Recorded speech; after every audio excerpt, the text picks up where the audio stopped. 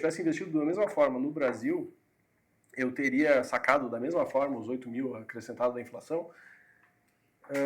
Se eu não me engano, eu teria o dinheiro até hoje e ele valeria 16 milhões de reais. Então, são dois mercados bem diferentes, né? O mercado... Vamos pegar os Estados Unidos, porque mas o pessoal investe na China, na Índia e tal, né? No México. Mas, enfim, Estados Unidos e Brasil. Cara, tu olha assim à primeira vista. Cara, maior economia do mundo, moeda mais forte do mundo, maiores empresas do mundo. Pô, cara, como é que eu vou ficar de fora dos Estados Unidos, né, meu? E se tu olhar em tamanhos de mercado, os Estados Unidos é dominante. O Brasil é um cocôzinho ali perto dos Estados Unidos. Não, cara, é irrelevante no mapa, assim. Não é tão irrelevante, mas é muito menor o mercado. O número de ações, é tudo muito menor. O volume de negócio. Uma empresa, tu pegar, eu acho que Apple, de repente Amazon, cara, uma empresa dessas aí tem mais volume do que toda a bolsa brasileira. Então e vale mais. Cara, então é bizarro, é muita diferença. Então, bom, vou ficar fora de um mercado desses, cara. Aí, vamos dizer assim, ó, que eu lá em 2004, quando eu fui lá com o Peninha, vamos dizer que eu tivesse ali 2 milhões de reais, cara. E ali eu quisesse, vou me aposentar, o pessoal gosta muito. Perdi um pedaço de carne, hein, cara? Fica pro santo. Aí o pessoal gosta muito de dizer, vou viver de renda. E aí 2 milhões de reais, cara. Aí, sei lá, e na época ali o dólar tava uns 3 reais. Eu fiz essa conta já, cara. Por isso que eu vou te falar ela.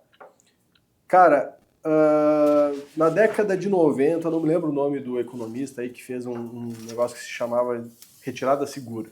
E isso aí, cara, casou tão bem que muita gente usa até hoje, que é um valor de 0,4% do teu patrimônio. Se tu te retirar 0,4%, é uma retirada segura para não matar, tipo, o teu patrimônio, né?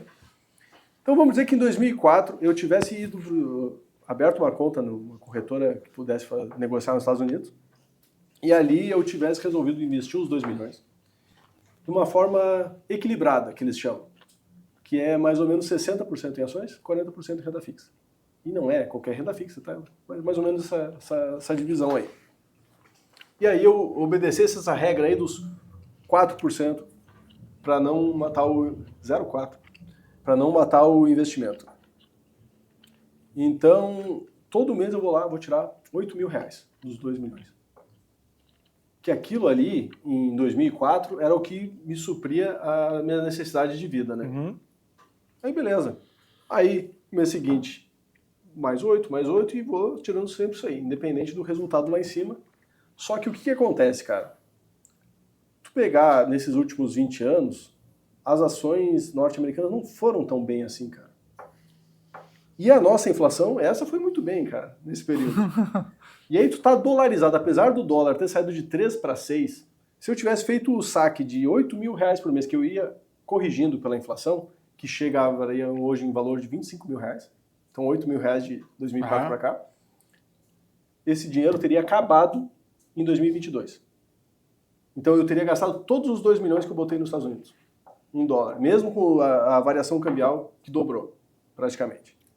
E se eu tivesse feito a mesma coisa, pegasse os 2 milhões, tivesse investido da mesma forma no Brasil, eu teria sacado da mesma forma os 8 mil acrescentados da inflação. Se eu não me engano, eu teria o dinheiro até hoje e ele valeria 16 milhões de reais. Então, se tu olhar por esse ano, pô... Mesmo tirando. Da mesma forma. Nos Estados Unidos acabaria em 2022 o dinheiro.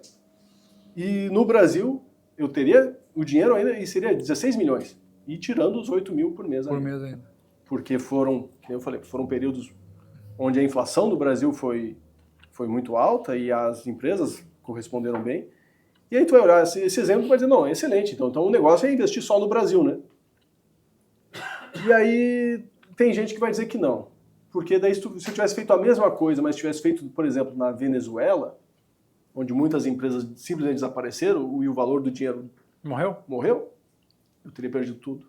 Então, então se o Brasil aconteceu uma grave crise, uma grande catástrofe, aqui é um risco muito grande, né? Eu não acredito que o Brasil vai ir para esse lado, porque Porque tu acompanha os balanços da o tamanho do país também, né? E tu acompanha os balanços da empresa. Tu olha um balanço de um banco ali, tu vê, pô, os caras estão lucrando cada vez mais, cara. Não é que tá quebrando. Então tu tem que olhar para o balanço das empresas, para o lucro das empresas. E a situação do Brasil não é tão... tu olha a Vale do Rio Doce. Cara, a Vale, independente dos desastres, Brumadinho e tal, independente até mesmo da Petrobras, não é a Petrobras que falou da mão do Estado, né? Cara, se tu olhar, existe uma correlação muito grande com o barril do petróleo e a Vale com o minério do ferro. Então o Brasil em si, porque tem muito investidor estrangeiro na Bolsa, aliás, são a maioria, então o Brasil em si não é tão influente assim a ponto de quebrar todas as empresas e tal. Então eu acredito no Brasil, mas voltando ali à simulação que eu falei, existe também uma outra ideia, que tem esses dois ativos ali, a Bolsa norte-americana e a Bolsa brasileira, elas demonstraram ao longo das décadas, não estou dizendo que isso vai se repetir, né, mas olhando para trás, que elas têm uma correlação, mais ou menos, acho que 9%, negativa. Então se uma está subindo, a outra cai um pouquinho. Então foi isso que aconteceu. Uma subiu, a outra caiu. Enquanto uma está indo melhor, a outra está indo um pouco pior. E tu ter dois ativos que são com correlação negativa numa mesma carteira, eles, em teoria, eles Se equivalem? Não, eles são melhores. Tu ganha mais tendo os dois com menos risco. Então, tu ter dois ativos que são com relação negativa... Perdeu, outro cresce. Isso. Mas a mágica é que se tu tivesse só um, tu ia ter mais risco e ia ter menos resultado do que se tu tivesse os dois, independente de qual dos dois tu escolhesse. Então, de maneira objetiva, assim, e eles falam de maneira inteligente, seria muito inteligente tu ter exposição na Bolsa norte-americana também,